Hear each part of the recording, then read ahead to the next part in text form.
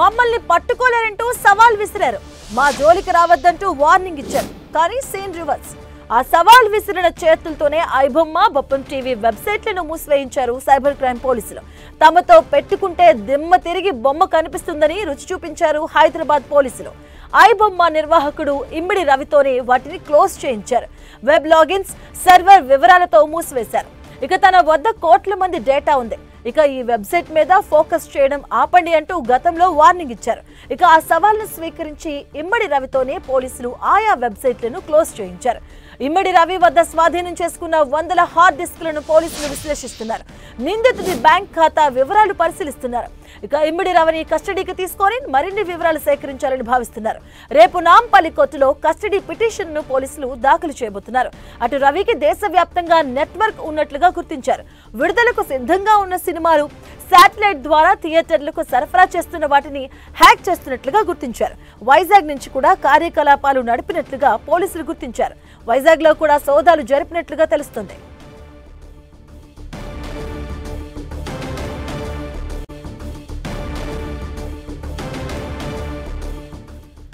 ఇదే అంశానికి సంబంధించిన పూర్తి అప్డేట్స్ మా కరెస్పాండెంట్ కిరణ్ అడిగి తెలుసుకుందాం. కిరణ్,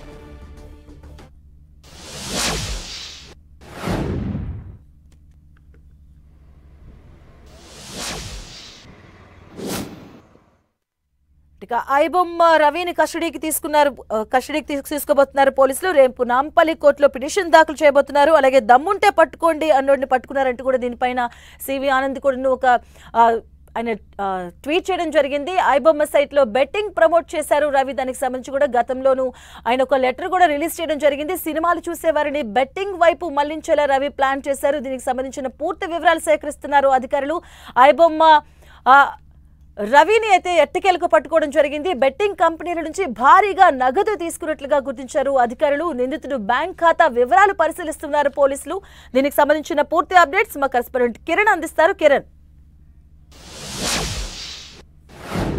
మాధవి, ఇటు ఐబొమ్మ నిర్వాహకుడిని పోలీసులు అదుపులోకి తీసుకున్నట్లుగా మనం చెప్పుకోవచ్చు. నిన్న ఇప్పటికే ఈ కేసుకు సంబంధించి కూడా చాలా కీలక విషయాలు రాబట్టిన తర్వాత రవిని 14 రోజుల పాటు రిమాండ్ కూడా విధించడం జరిగింది. ఇక ఈ కేసుకు సంబంధించి కూడా 6 నెలల పాటు ఉప్పు తిప్పలు పెట్టిన ఈ రవికి సంబంధించి కూడా పోలీసులు అతన్ని పట్టుకోవడంతో ఇటు గతంలో హైదరాబాద్ సిపిగా పనిచేసిన సివి ఆనంద్ ప్రస్తుతం ఈ హైదరాబాద్ పోలీసులకు సంబంధించి కూడా ఆయన అభినందిస్తూ ఒక ట్వీట్ చేయడం జరిగింది. ఎందుకంటే గడిచిన 6 నెలల క్రితం ఇటు సినిమా ప్రముఖులకు సంబంధించి కావచ్చు, పోలీసు ఉన్నతాధికారులకు సంబంధించిన డేటా తన వద్ద ఉంది, ఖబర్దార్ అంటూ కూడా తనని పట్టుకున్నట్టు కూడా సవాలు విసరడం అప్పట్లో సంచలనంగా మారిన నేపథ్యంలో ఈ ఘటనకు సంబంధించి కూడా గడిచిన 3 నెలల నుంచి పోలీసులు అహర్నిశలు ప్రయత్నం చేసినట్టుగా చెప్పుకోవాల్సి ఉంటుంది. ఇక ఇతన్ని అదుపులోకి తీసుకునే నేపథ్యంలో ఇతడికి సంబంధించిన ఇటు హ్యాకింగ్ సంబంధించిన పూర్తి వివరాలు కూడా రాబట్టే ప్రయత్నం పోలీసులు చేసినట్టుగా చెప్పుకోవాల్సి ఉంటుంది. కేవలం ఐబొమ్మే కాదు, ఐబొమ్మతో పాటు మిర్రర్ సైట్లకు సంబంధించి కూడా కనుగొనడం జరిగింది. ఇక వీటితో పాటు నిన్న ఇటు కుక్కట్పల్లి సమీపంలో అతన్ని అదుపులోకి తీసుకున్న తర్వాత అతడు మెయింటైన్ చేస్తున్న 2 సర్వర్లను కూడా ఇప్పటికే అతడితో కలిపి ఆ సర్వర్ను కూడా కొంత వాటిని డిస్ప్లోజ్ చేసినట్టుగా మనకైతే సమాచారం నేపథ్యంలో పూర్తి స్థాయిలో అతడిని కస్టడీలోకి తీసుకుని విచారించేందుకు ప్రయత్నం చేస్తున్నట్లుగా తెలుస్తుంది. ఇక నిన్న రిమాండ్ విధించిన నేపథ్యంలో అతన్ని కస్టడీలోకి తీసుకునేందుకు సిసిఎస్ పోలీసులు కస్టడీ పిటిషన్ కూడా దాఖలు చేసినట్టుగా తెలుస్తుంది. 7 రోజుల పాటు కస్టడీలోకి ఇవ్వాలంటూ కూడా ఇప్పటికే సిసిఎస్ పోలీసులు తమ కస్టడీ పిటిషన్ లో పేర్కొన్న నేపథ్యంలో ప్రస్తుతానికైతే అతన్ని అదుపులోకి తీసుకొని ఇంకా మరింత సమాచారం రాబట్టే ప్రయత్నమే చేయబోతున్నారు. కిరణ్, ఇప్పటి వరకు రవి దగ్గర నుంచి ఎలాంటి వివరాలు సేకరించారు? అలాగే హార్డ్ డిస్క్ ఎంతవరకు కూడా వారి దగ్గర సేకరించడం జరిగింది? బ్యాంకు లావాదేవీలకు సంబంధించి ఏమైనా డీటెయిల్స్ తెలుసాయా?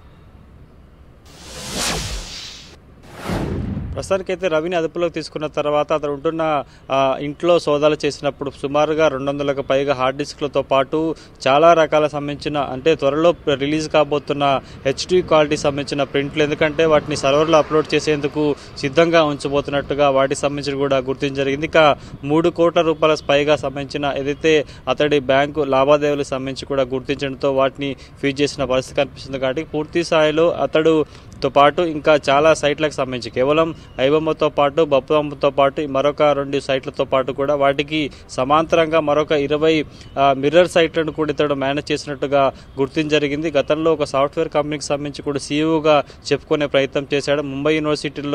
ముంబైలో చదివినట్లుగా ఇప్పటికే కొంత సమాచారం రాబట్టిన నేపథ్యంలో పూర్తి స్థాయిలో పోలీసుల సోదాల క్రమంలో సంబంధించి కూడా అతడు కేవలం హైదరాబాదే కాదు వైజాగ్లోనూ కొన్ని ఈ సైట్లను మెయింటైన్ చేసినట్టుగా ఇప్పటికే పోలీసులు అనుమానం వ్యక్తం చేస్తున్నారు. అక్కడ కూడా వెళ్లి సోదాలు చేసే ప్రయత్నం కూడా పోలీసులు చేయబోతున్న నేపథ్యంలో ప్రస్తుతానికైతే 2 కీలక సర్వర్లకు సంబంధించి కూడా అతడు హ్యాండిల్ చేసినట్టు గుర్తించారు. అతడి చేతితోటే వాటిని డిస్పోజ్ చేసే ప్రయత్నం కూడా హైదరాబాద్ సిసిఎస్ పోలీసులు చేసినట్టు తెలుస్తుంది. కాబట్టి సుమారుగా 200కు పైగా హార్డ్ డిస్క్లతో పాటు కొంత నగదును కూడా స్విచ్ చేసినట్టుగా సమాచారం అవుతుంది. కాబట్టి పూర్తి స్థాయిలో ఇతడు వెనక, ఎందుకంటే గతంలో ఈ హైబొమ్మకు సంబంధించిన ఒక 5 కీలక వ్యక్తులను అరెస్ట్ చేసిన నేపథ్యంలో అప్పటి నుంచి కూడా పరాలన్నాడు. అప్పుడు హైదరాబాద్లో ఉన్నట్లుగా తెలుస్తుంది.